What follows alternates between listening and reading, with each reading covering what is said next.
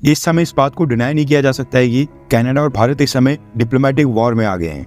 Ground के ऊपर देश की सेना कैसे युद्ध लड़ती है ये हम कई बार देख चुके हैं, लेकिन हम सब ने अपनी लाइफ टाइम में पहली बार देखा होगा हम पाकिस्तान या चाइना के साथ नहीं बल्कि किसी वेस्टर्न देश कनाडा के साथ आज डिप्लोमेटिक वॉर लड़ रहे हैं।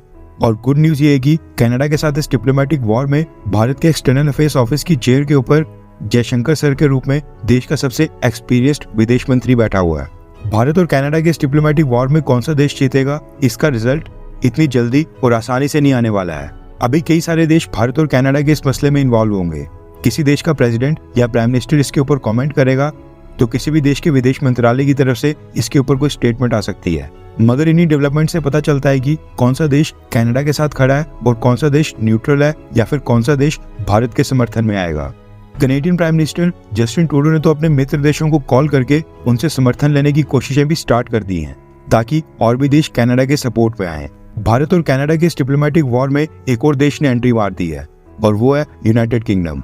दरअसल न्यूज निकल कर आ रही है कि पिछले कल जब Canadian prime minister Justin Trudeau ने भारत के ऊपर आरोप लगाते हुए एक प्रेस कॉन्फ्रेंस की, उसके कुछ ही घंटों के अंदर जस्टिन ट्रूडो ने ब्रिटेन के प्राइम मिनिस्टर कीयर स्टारमर को फोन कॉल की थी और इस विवाद के ऊपर चर्चा करते हुए ब्रिटिश गवर्नमेंट का समर्थन मांगा।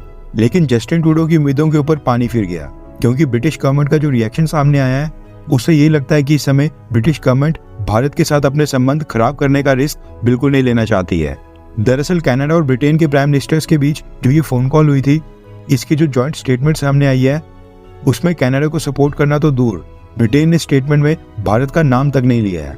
रेफरेंस के लिए आपकी स्क्रीन के ऊपर ब्रिटिश प्राइम मिनिस्टर ऑफिस की ऑफिशियल वेबसाइट का स्क्रीनशॉट है। जस्टिन ट्रूडो के साथ फोन कॉल को लेकर ब्रिटिश गवर्नमेंट ने जो स्टेटमेंट जारी की है उसमें उन्होंने कहा कि ब्रिटिश प्राइम मिनिस्टर कीयर स्टारमर ने जस्टिन ट्रूडो के साथ फोन कॉल के ऊपर बातचीत की है।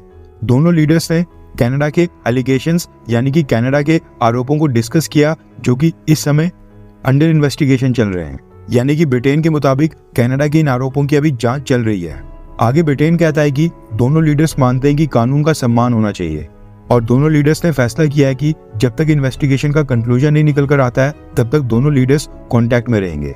लिटरली ब्रिटेन की तरफ से जो ये स्टेटमेंट आई है उसको ब्रिटेन की तरफ से 4-5 लाइनों में क्लोज कर दिया गया है। अब ये जो ब्रिटेन की सरकार की स्टेटमेंट है इसमें 3 चीजें इंपॉर्टेंट है। सबसे पहली तो ब्रिटेन ने साफ तौर पर मेंशन किया है कि इन्वेस्टिगेशन पेंडिंग है, मामला अंडर इन्वेस्टिगेशन है और इसका कोई भी कंक्लूजन अभी तक नहीं निकला है। दूसरी इंपॉर्टेंट चीज है कि ब्रिटिश गवर्नमेंट ने अपनी स्टेटमेंट में भारत का नाम तक नहीं मेंशन किया है, जबकि ये क्लियर है कि कनाडा का भारत के साथ ही विवाद चल रहा है।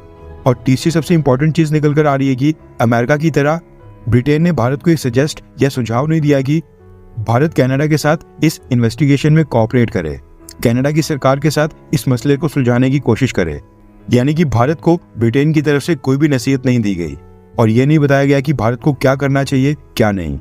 अब ये तीनों चीजें भारत के लिए काफी इंपॉर्टेंट पॉइंट्स हैं और ये दिखाता है कि ब्रिटेन की सरकार इस मसले में भारत के साथ रिश्ते खराब करके या भारत के अगेंस्ट जाकर कनाडा को सपोर्ट नहीं करना चाहती है। ब्रिटेन और कनाडा ये ना सिर्फ नाटो अलायंस या फिर G7 संगठन में एक साथ इनके मेंबर्स हैं, बल्कि जो 5 आइज इंटेलिजेंस अलायंस है उसमें भी कनाडा और ब्रिटेन एक दूसरे के साथ ही हैं। लेकिन फिर भी ब्रिटेन ने इस मसले से बाहर रहना पसंद किया है। आपको क्या लगता है कि ब्रिटेन इस मसले में अमेरिका की तरह भारत को क्यों नहीं टारगेट कर रहा है? नीचे कमेंट करके अपनी राय जरूर बताएं।